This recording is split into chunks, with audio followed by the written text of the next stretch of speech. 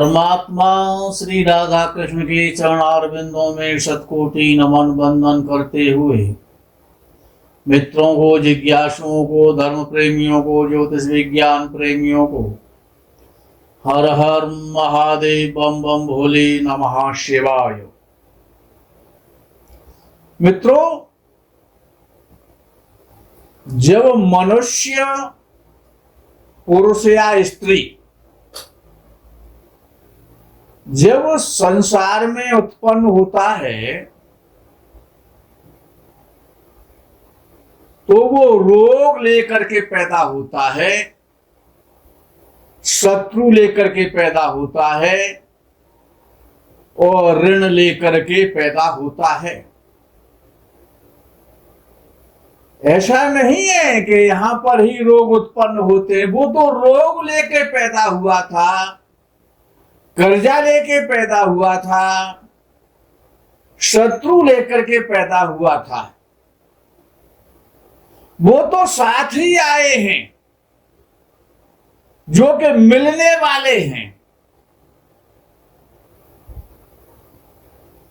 क्योंकि जन्म कुंडली में जो छठा भाव है, षष्ठ भाव, वो रोगों का भाव है। अगर चौथा भाव समस्त प्रकार के सुखों को देने वाले सुखों का भाव है, तो छठवां भाव, षष्ठ भाव रोग का भी है। तो रोग लेकर के पैदा हुए थे हम, शत्रु लेकर के पैदा हुए थे कि उस छठवां भाव शत्रुओं का भी तो भाव है। अब ये कैसे हो सकता है कि शत्रु हमारे ना हो? ऐसा तो हो ही नहीं सकता है। अगर वो साक्षात आदि नारायण अखिल कोट ब्रह्मांड नायक भी जब मनुष्य का शरीर लेकर के इस धरा पर आते हैं तो उनके भी तो शत्रु होते हैं। तो कुंडली उनकी भी बनी है, चाहे वो राम जी हो, चाहे वो श्री कृष्ण जी हो, रावण हो, चाहे कंस हो, कुंडली तो सबकी होती है। रावण सबका शत्रु था, लेकिन उसका भी कोई शत्रु हुआ तो कितना ही कमजोर हो, चाहे कितना ही बलशाली हो, साक्षात ब्रह्म हो, लेकिन मनुष्य रूप में हो, तो शत्रु लेकर के तो वो पैदा हुआ है, रोग लेकर के पैदा हुआ है, कर्जा खा के पैदा हुआ है, कर्जा तो देना पड़ेगा, चोट तो लगेगी, घाव तो होंगे, गिरना तो पड़ेगा, उत्थान और पतन तो होगा। छठा भाव चोट का भाव है, एक्सीडेंट का भाव है, शत्रुओं का भाव है। कोर्ट कचहरी नहीं जाना पड़े, ऐसे कैसे हो सकता है? क्या कुंडली में छठा भाव है नहीं आपकी में? सबकी में है षष्ठ भाव। तो कभी न कभी जब नंबर पे सिस्टम आएगा तो कानूनी मुकदमेबाजी तो होगी, कोर्ट कचहरी तो जाना पड़ेगा, चाहे भले ही गवाही देने क्यों ना जाना पड़े, जाना तो पड़ेगा एक दिन। और छठा भाव तभी पीड़ित होगा जब मामा को आपने पहले जन्म में पीड़ित किया है, ममेरे भाइयों की संपत्ति का आपने दोहन किया है, उनकी संपत्ति को हड़पाया, मामा को कष्ट दिया है, क्यों? छठा भाव मामा का भी है। दुर्घटना तो जरूर होगी, कभी भी हो, ऐसा तो हो ही नहीं सकता है कि दुर्घटना ना हो, चाहे वो वाहन के द्वारा हो, चाहे वो कहीं से गिर करके हो, दुर्घटना तो होगी। नौकरों से बड़ी परेशानी होती है। जब नौकरों को आपने कष्ट दिया है पूर्व जन्म में, तो जो सेवक हैं, जो आपके चाकर हैं, जो नौकर हैं, उनसे तो परेशानियां मिलेंगी। अपमान यदि आपने किसी का किया है, अनजाने में भी यदि आपसे अपमान हुआ है किसी जन्म में, तो छठा भाव अपमान का भी है। तो अपमान तो सहन करना पड़ेगा। तो ये रोग और शत्रु और ऋण तो आप लेकर के पैदा हुए हैं, उसका फल तो मिलेगा। अच्छा, कभी कभी ऐसा भी होता है कि जो शत्रुओं पर बहुत भारी होते हैं। अच्छा, कभी ये विचार किया है कि कुंडली में सूर्य क्यों कमजोर है? सूर्य नीच का हो गया, सूर्य राहु के साथ बैठा है, सूर्य शनि के साथ बैठा है, सूर्य 8वें भाव में बैठा है, सूर्य 12वें भाव में बैठा है। सूर्य कमजोर क्यों है? पाप पीड़ित क्यों है? सभी का क्यों नहीं हुआ है? कुछ लोगों का ऐसा क्यों होता है? उस पर कभी विचार नहीं किया गया।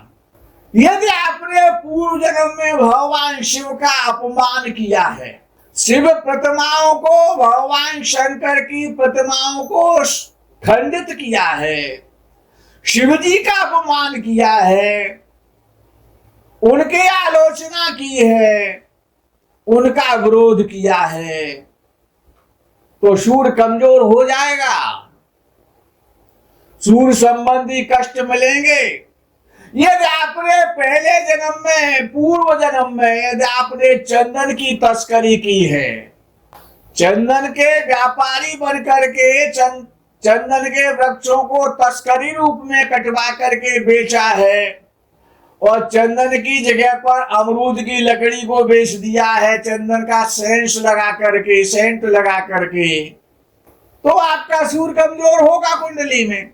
यदि आपने गाय की हिंसा की है, गाय का अपमान किया है, गाय को दुखी रखा है, बैल को दुखी रखा है, सांड को दुखी रखा है, तो सूर्य कमजोर हो जाएगा। पशुओं का यदि आपने कटान किया है, पशुओं को दुख दिया है, गायों को विशेष रूप से और बैलों को, सांडों को, यदि आपने जंगली जानवरों को मारा है, यदि आपने पशुपालन में, यदि आपके पशु आपके यहाँ दुखी रहे हैं, तो आपका सूर्य कमजोर हो जाएगा, विशेष रूप से गाय और बैल।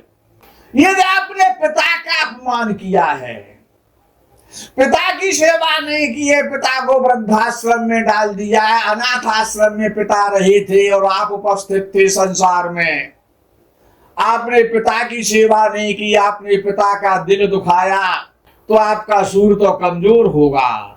यदि आपने हड्डी का व्यापार किया है, दंत मंजन में हड्डी मिला करके पेस्ट बना करके बेचा है, यदि आपने बोन्स का काम किया है, हड्डियों का व्यापार किया है, तो आपका सूर्य तो कमजोर होगा। हड्डियां कमजोर हो जाएंगी, आपका शरीर का स्ट्रक्चर, हड्डियों का जो ढांचा है वो कमजोर हो जाएगा। यदि आपने जंगली लकड़ी काटी है, चोरी से लकड़ी काटी है, यदि आपने पीपल के वृक्षों को काटा है, तो आपका सूर्य कमजोर हो जाएगा। यदि आपने जंगलों को चोरी से कटवा करके सेल किया है, व्यापार किया है और धन कमाया है, वो अब उसका काम में नहीं आएगा, सूर्य कमजोर हो जाएगा। यदि आपने यात्रा, जो मार्ग है, जो रास्ते होते हैं, यदि आपने उनको अवरुद्ध किया है, यदि आपने रास्तों को गंदा किया है, नदी के किनारे पर रहते हुए नदियों के किनारों को गंदा किया है, मार्ग आपने अवरोधित किए हैं, तो आपका सूर्य कमजोर होगा, उसको कोई रोकने वाला नहीं है। यदि आपने दिन में सूर्य की तरफ खड़े होकर के पहले जन्म में सारा जीवन आपको ये ज्ञान नहीं था, ये भान नहीं था, अज्ञानता में या जान करके आपने सूर्य की तरफ खड़े होकर के पेशाब सारे जीवन करते रहे और कभी सूर्य नारायण को जल ही नहीं दिया आपने, कभी गायत्री मंत्र का आपने जप नहीं किया, गायत्री मंत्र की उपेक्षा की, सूर्य नारायण को जल नहीं दिया और पशुओं की भांति खड़े होकर के आपने ये भी ज्ञान नहीं किया कि सामने सूर्य नारायण है, हम उनको पीठ करके ही दूसरी दिशा में लवशंका का त्याग करें, आपने वो भी नहीं किया, तो सूर्य आपका कमजोर हो जाएगा। ये आप डॉक्टर थे, नेत्रों के डॉक्टर थे, नेत्र चिकित्सक थे और आपको पूरा ज्ञान नहीं था, तमाम लोगों के आपने नेत्रों की ज्योति छीन ली है। आप चिकित्सा के क्षेत्र में काम करते थे, हड्डी के डॉक्टर थे, और तमाम लोगों को आपने अपाहिज कर दिया है पैसे के लालच में। आपने गलत दवाएं दी हैं, गलत ज्ञान के कारण आपने धन तो कमा लिया, बड़े चतुर बना करते थे आप, तो सूर तो कमजोर हो जाएगा। यदि आपने सोने की चोरी की है, गोल्ड की, स्वर्णस्ते हो, यदि आपने गोल्ड की चोरी की है, आभूषणों की चोरी की है, लकड़ी की चोरी की है, लाल पत्थर की चोरी की है, तो आपका सूर तो कमजोर होगा कुंडली में। मित्रों, जिन कारणों से, जिन पापों से, ज्ञात अज्ञात जो भी है, जो कुछ मैंने काउंटिंग कराई है, जिनके कारण आपका सूर कमजोर है, जिनकी कुंडली में है, तो वो इन्हीं चीजों को मजबूत करें। गाय बैल की सेवा करें, भगवान शंकर की आराधना करें, शंकर जी को शुद्ध चंदन खरीद करके और घिस करके नित्य लेपन करें, शिव पूजा करें, सूर मजबूत हो जाएगा। पिता का सम्मान करें, पिता की सेवा करें, पिता को सुख प्रदान करें, पिता की आज्ञाकारी बने, तो सूर मजबूत होगा। जंगली जानवरों को, पशुओं को सुख दें, तो आपका सूर मजबूत होगा। पीपल का वृक्ष लगवाएं तो आपका सूर मजबूत होगा। फ्री में लोगों की नेत्र चिकित्सा कराएं, उन नेत्रों का ऑपरेशन कराएं, उनकी दृष्टि को वापस कराएं, तो सूर मजबूत होगा। सोने के दाम के लिए तो मैं नहीं कह सकता हूं, बहुत महंगा है, लेकिन यदि किसी की कन्या की शादी हो रही है तो उसमें कुछ, यदि कोई सोने का आभूषण यदि आप दान कर सकते हैं, निस्वार्थ भावना से, जिससे आपका कोई संबंध नहीं है, तो उस कन्या को शादी में स्वर्ण का आभूषण दे दें तो आपका सूर मजबूत हो जाएगा। चंदन का दान करें, जब कभी कोई किसी गरीब की और शव यात्रा जा रही है तो उसके लिए आप लकड़ी की व्यवस्था कर दें, जहां पर विशेष रूप से परेशानी हो रही है। शव यात्रा में, सब दफन में, सब दाह में यदि आप लकड़ी का दान करते हैं तो आपका सूर मजबूत होगा। रास्तों को साफ करें, रास्तों का ध्यान रखें, मार्गों को अवरोध खत्म करें, मार्गों के पीपल का वृक्ष लगाएं तो आपका सूर मजबूत होगा। पिता की सेवा करने से सूर मजबूत होगा। और सूर्य नारायण को नित्य प्रति तांबे के पात्र से जल प्रदान करें और गायत्री मंत्र का जप करें तो आपका सूर मजबूत होगा। मित्रों, हमारी कुंडली में जो छठा भाव है वो रोगों का भाव है, शत्रुओं का भाव है, चोट का भाव है, मुकदमेबाजी का भाव है, दुखों का भाव है, चिंताओं का भाव है, मामा का भाव है, ममेरे भाई बहनों का भाव है, ऋण का भाव है, दुर्घटना का भाव है, और नौका का भाव है, नौकरों का भाव है, सेवकों का भाव है, और दुर्भाग्य का भाव है, चरित्रहीनता का भाव है, चरित्र हनन का भाव है, और अपमान का भाव है। पराशर ऋषि कहते हैं कि सौतेली माँ का भी भाव छठवां भाव है। इंद्रियों से इसका विशेष संबंध है छठवें भाव का। यदि छठवां भाव और छठवें भाव का स्वामी यदि पीड़ित है तो जगह जगह पर परेशानियां आएंगी, ऋण नहीं पट पाएगा। स्त्री की कुंडली में यदि किसी स्त्री की कुंडली को जब देखा जाता है तो छठवां भाव चरित्र का भाव है, गर्भपात का भाव है, असमय प्रसव का भाव है। छठा भाव उपचय भाव है, वृद्धि का भाव है। छठवें भाव में जो भी ग्रह बैठता है वो वृद्धि को प्राप्त हो जाता है, उसकी पावर बढ़ जाती है। और यदि छठवें भाव में अशुभ ग्रह बैठा है, पापक ग्रह बैठा है, क्रूर ग्रह बैठा है तो बलि हो जाता है, उच्च का फल देता है। छठवें भाव में यदि सूर्य बैठा है तो उच्च राशि का फल देगा। छठवें भाव में यदि मंगल बैठा हुआ है तो उच्च राशि का फल देगा, शुभ फल देगा। छठवें भाव में यदि शनि बैठा हुआ है तो श्रेष्ठ फल देगा, उच्च राशि का फल देगा, उच्च का फल देगा। और राहु या केतु भी यदि कोई भी ग्रह बैठा हुआ है पापक ग्रह या क्रूर ग्रह। छठवें भाव में इनको वरदान मिल जाता है, बड़ा श्रेष्ठ और शुभ हो जाते हैं, क्यों? वृद्धि का भाव है। और यदि छठवें भाव में यदि कोई शुभ ग्रह बैठा हुआ है तो अशुभ फल देगा, नीच का फल देगा। छठवें भाव में बैठा हुआ शुभ ग्रह नीच राशि का फल देता है और पापक ग्रह बैठा हुआ उसमें उच्च राशि का फल देता है, यही अंतर है। छठवें भाव में जब शुभ ग्रह बैठता है तो उसका बल खत्म हो जाता है, उसकी शुभता खत्म हो जाती है।